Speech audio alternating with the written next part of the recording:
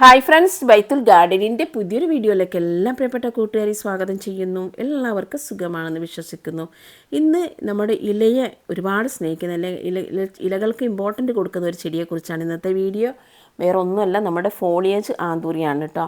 അതായത് elephant year plant എന്ന് പറയും, ആനച്ചെവിയൻ. നമ്മുടെ മലയാളത്തിൽ പറയുകയാണെങ്കിൽ ആനച്ചെവിയൻ ചെടിയെക്കുറിച്ചാണ് കേട്ടോ ഇന്നത്തെ വീഡിയോ. ഈ ചെടിയുടെ പോട്ടി മിക്സ്, അതുപോലെ തന്നെ ഇതിൻ്റെ റിപ്പോർട്ടിങ്, അതുപോലെ തന്നെ propagation method, watering, sunlight, fertiliser എല്ലാം ഉൾപ്പെടുത്തിയുള്ള ഡീറ്റെയിൽ വീഡിയോ ആണ്. അപ്പോൾ വീഡിയോ സ്കിപ്പ് ചെയ്യാതെ കാണണം.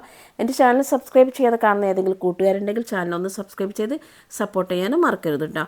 അപ്പോൾ നമ്മുടെ എന്താ പറയുക, നമ്മുടെ ഇൻഡോറിൽ വിൽക്കാൻ പറ്റുന്ന അടിപൊളിയായിട്ടുള്ള ചെടിയാണ് നമ്മുടെ ഈ ഒരു ഫോളിയേജ് ആന്തൂറിയ കേട്ടോ. അപ്പോൾ ഇതിന് പിന്നെ നമ്മൾ പൊതുവേ പറയുന്ന പേര് ആനച്ചെവിയൻ ആന്തൂറിയ എന്നാണ്.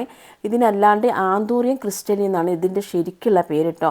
അതുകൂടാതെ മാനിഫിക്ക എന്നും പറയുന്നുണ്ട്. അപ്പോൾ ശരിയായിട്ട് നമ്മൾ ഈ ഒരു ചെടിയെ നല്ല പരിചരണം കൊടുത്തിട്ടുണ്ടെങ്കിൽ വർഷങ്ങളോളം നമ്മുടെ ഒരു വീട്ടിൻ്റെ ഉള്ളിൽ വളർത്താൻ പറ്റുന്ന ഒരു ചെടിയും കൂടിയാണ് നമ്മുടെ ഈ ഒരു ആന്തൂറിയം ക്രിസ്റ്റലിയം കേട്ടോ. അപ്പോൾ അത് പറയാൻ കാരണം എന്താണ്, ഇതിന് ഒരു എയർ പ്യൂരിഫിക്കേഷൻ പ്ലാന്റാണ് നമ്മുടെ സ്നേക്ക് പ്ലാന്റ്, പീസി ലില്ലി പ്ലാന്റ്സിനൊക്കെ പോലെ തന്നെ. അതുകൊണ്ട് തന്നെ ഇത് അന്തരീക്ഷത്തിലുള്ള വിഷാംശങ്ങളെയൊക്കെ ഫിൽട്ടർ ചെയ്തിട്ട് നമുക്ക് നല്ല ശുദ്ധമായി കൊണ്ടുവരാൻ പറ്റുന്ന ഒരു ചെടിയും കൂടിയാണ് ഇത് കേട്ടോ. അപ്പോൾ നമുക്ക് പീസി ലില്ലി പ്ലാന്റ്സൊക്കെ നമുക്കറിയാം, അങ്ങനെയുള്ളൊരു ചെടിയാണ്. അപ്പോൾ പീസി ലില്ലി പ്ലാന്റ്സിൻ്റെയൊക്കെ ഏകദേശം ഒരു ഇതിൽ പെട്ടതാണ്. കാരണം ആന്തൂറിയ, നമ്മൾ ശരിക്കുള്ള ആന്തൂറിയ പ്ലാന്റ്സിൻ്റെ പൂക്കളും പീസി ലില്ലി പ്ലാന്റ്സിൻ്റെ പൂക്കളൊക്കെ ഏകദേശം ഒരുപോലെയാണ്. അപ്പോൾ ഇതൊരു ലീഫ് പ്ലാന്റ് മാത്രമല്ല കേട്ടോ. നമ്മൾ വിചാരിക്കും ഇതൊരു ഇലച്ചെടിയാണെന്ന്, പക്ഷേ ഇത് ഒരു ഫ്ലവറിങ് പ്ലാന്റ്സും കൂടിയാണ് കേട്ടോ. ഫ്ലവറിങ് പ്ലാന്റ്സ് എന്ന് പറഞ്ഞുകൊണ്ട്, ഫ്ലവർ എന്ന് പറഞ്ഞാൽ ഒരു തണ്ട് നീണ്ട് വന്നിട്ട് അത് ചെറിയൊരു പൂമ്പൊടി പോലത്തെ ഒരു ചെറിയൊരു കവറിങ് ആണ് കേട്ടോ. നമ്മൾ ആന്തൂറിയത്തിൻ്റെ ആ ഒരു മൊട്ട് കാണുന്നില്ലേ, അത് ശരിക്കും അതുപോലെ ഒന്നുണ്ടാകും കേട്ടോ. അതാണ് ഇതിൻ്റെ പൂവ് എന്ന് പറയുന്നത്. പൂക്കൾക്ക് അത്രത്തോളം നമ്മൾ ഒരു ഇമ്പോർട്ടൻറ്റും കൊടുക്കുന്നില്ല.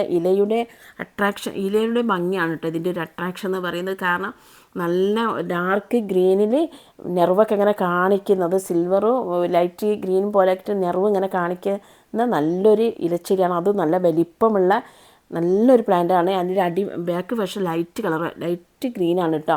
അപ്പോൾ ഇതിൻ്റെ ഭംഗി, അതായത് ഒരു വെൽവെറ്റ് പോലെയാണ് ഇല ഉണ്ടാകുക. അപ്പോൾ ഇതിൻ്റെ ഒരു ഭംഗി കൊണ്ടാണ് നമ്മൾ ഈ ഒരു ചെടി നന്നായിട്ട് വളർത്തുന്നത് കേട്ടോ. അപ്പോൾ എല്ലാവർക്കും ഇഷ്ടമുള്ളൊരു ചെടിയും കൂടിയാണ് നമ്മുടെ ഈ ഒരു ആന്തൂറിയം ക്രിസ്റ്റലിയ.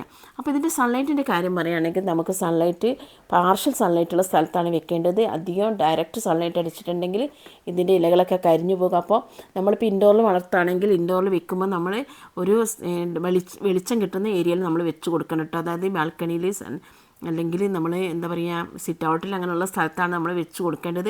വെളിച്ചം കുറച്ച് കിട്ടേണ്ട ചെടിയാണ്, പക്ഷേ ഡയറക്റ്റ് സൺലൈറ്റ് വേണ്ട കേട്ടോ.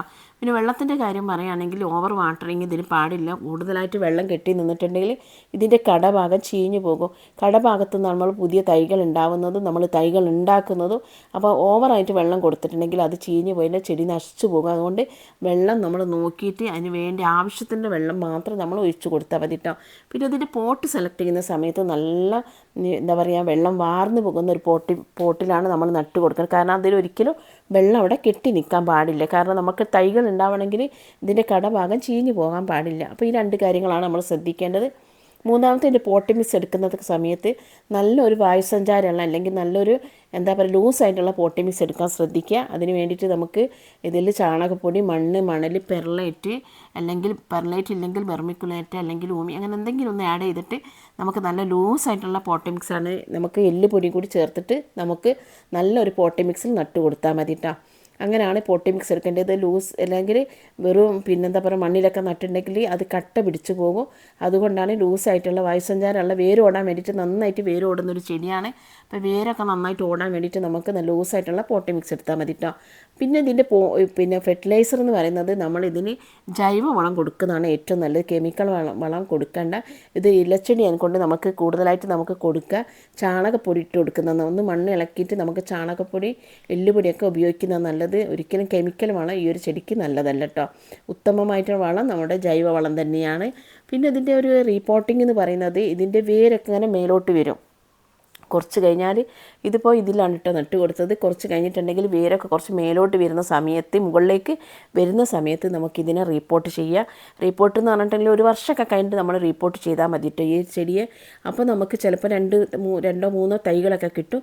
പക്ഷേ കൂടുതലായിട്ട് നമുക്ക് പ്രൊപ്പഗേഷൻ മെത്തേഡ് എന്ന് പറയുന്നത് ഇതിൻ്റെ ഞാൻ പറഞ്ഞില്ല കടഭാഗം, അതിൻ്റെ അടിവശത്തുള്ള ഒരു കിഴങ്ങ് പോലെ നമ്മൾ ചേമ്പിൻ്റെ ഒക്കെ ഒരു ഇതുണ്ടാവില്ല, അതുപോലെ അത് നമുക്ക് ചെറിയ ചെറിയ പീസ് ആക്കിയിട്ട് നമുക്ക് ഓരോ ചട്ടിയിൽ മണ്ണിലും നമുക്ക് ഒരു ചകിരിച്ചോറോ മണലും എടുത്തിട്ട് നമുക്ക് വേറെ വളങ്ങളൊന്നും ചേർക്കാതെ മണ്ണിൽ വെച്ച് കൊടുത്തിട്ടുണ്ടെങ്കിൽ ഇതിൻ്റെ ഇത് തൈകൾ ഉണ്ടാവട്ടെ. അത് കൂടാതെ ഞാൻ പറഞ്ഞില്ല നേരത്തെ പൂവ് ഉണ്ടാവുമെന്ന്, അപ്പോൾ ആ ഒരു പൂമ്പൊടി എടുത്തിട്ട് നമുക്ക് അത് ഇട്ടിട്ടും തൈകളാക്കാം. പക്ഷെ അത് അത്രത്തോളം സക്സസ് അല്ല, അതിന് ഒരുപാട് കാര്യങ്ങളൊക്കെ ചെയ്യണം. അങ്ങനെ നമുക്ക് അതിൻ്റെ തൈകൾ ഉണ്ടാക്കിയെടുക്കാൻ പറ്റും. കൂടുതലായിട്ട് എല്ലാവരും തൈകളാക്കി എടുക്കുന്നത് ഇതിൻ്റെ അടിവശത്തുള്ള അത് കിഴങ്ങ് ചെറിയ ചെറിയ പീസാക്കിയിട്ട് തൈകൾ അടർത്തി മാറ്റിയിട്ടാണ് നമ്മൾ തൈകൾ ഉണ്ടാക്കിയെടുക്കുന്നത് കേട്ടോ. പിന്നെ ഇതിൻ്റെ ഒരു എന്താ പറയുക, ഒരു കീടശല്യങ്ങൾ എന്ന് പറയുന്നത് ഇത് നമ്മൾ തളിരില കുറച്ച് സോഫ്റ്റ് ആയിരിക്കും കേട്ടോ, സോഫ്റ്റായിട്ട്. അപ്പോൾ തളിരിലൊക്കെ എന്തെങ്കിലും ഡാമേജ് വന്നിട്ടുണ്ടെങ്കിൽ ആ വലിയ ലീഫ് വലുതായി വരുന്നതിനനുസരിച്ച് ആ ഡാമേജ് കൂടി വരും. അതുകൊണ്ട് തളിരിൽ ഒരിക്കലും ഒരു ഡാമേജ്, അതായത് നമ്മൾ കമ്പ് കൊണ്ടൊന്നും കീറിപ്പോകാത്ത രീതിയിൽ നമ്മൾ നോക്കിയെടുത്തിട്ടുണ്ടെങ്കിൽ നല്ല ലീഫായിട്ട് നമുക്ക് വരും കേട്ടോ. പിന്നെ അതിന് കുറച്ച് വെയിറ്റാണ് കേട്ടോ, നല്ല കട്ടിയുള്ള ലീഫാണ്. അപ്പോൾ നന്നായി വെയിറ്റായിട്ട് ഇങ്ങനെ തൂങ്ങി വരും. ഇപ്പോൾ ഇവിടെ ഇതൊക്കെ ഉള്ളത് കൊണ്ടാണ് നിൽക്കുന്നത്. അപ്പോൾ നമുക്കൊരു കുറച്ച് ഉയരമുള്ള സ്ഥലത്താണ് ചെടി വെച്ച് കൊടുക്കേണ്ടത്. അല്ലെങ്കിൽ നമ്മൾ നിലത്ത് നിന്നൊക്കെ നട്ടിട്ട് അല്ലെങ്കിൽ താഴ്ന്ന ഭാഗത്താണെങ്കിൽ മണ്ണ് തട്ടിയിട്ട് മണ്ണിൽ ഫംഗൽ ഇൻഫെക്ഷനൊക്കെ വന്നിട്ട് ചെടി കേടാവാൻ സാധ്യതയുണ്ട്. അതുകൊണ്ട് കുറച്ച് ഉയരമുള്ള സ്ഥലത്തേക്ക് അല്ലെങ്കിൽ വലിയൊരു പോട്ടിലേക്ക് അല്ലെങ്കിൽ ഉയരമുള്ള സ്ഥലത്ത്, ഇതിപ്പോൾ ഒരു മതിലിൻ്റെ കുറച്ച് ചെറിയൊരു മതിലിൻ്റെ അടുത്തായിക്കൊണ്ട് അങ്ങനെ താഴോട്ട് മണ്ണിൽ തട്ടൂല, ആ രീതിയിലാണ് നട്ടു കൊടുത്തിട്ടുള്ളത് കേട്ടോ. പിന്നെ ഈ ഒരു ചെടിക്ക് നമുക്ക് ഒരുപാട് കീടശല്യങ്ങളൊന്നുമില്ല. ഇതാണ് വെള്ളം കൂടിപ്പോയാലാണ് ഇതിൻ്റെ ആ ഒരു ഇതായി പോകട്ടെ. വെള്ളം കൂടിപ്പോയിട്ടുണ്ടെങ്കിലാണ് നമുക്കിതെന്ത് ചെയ്യുന്നത്, പെട്ടെന്ന് തന്നെ ഇത് ചീഞ്ഞു പോകുന്നത്. വളരെ ഈസി ആയിട്ട് ഒരു കാലത്ത് നമുക്കറിയാം കൊറോണ സമയത്തൊക്കെ തോന്നുന്നു ഇതിന് ഒരുപാട് റേറ്റ് ആയിരുന്നു കേട്ടോ. 1000 രൂപയൊക്കെ ആയിരുന്നു ഇതിൻ്റെ ഒരു തൈക്കൊക്കെ നമ്മൾ നഴ്സറിലൊക്കെ ചോദിക്കുന്ന സമയത്ത്.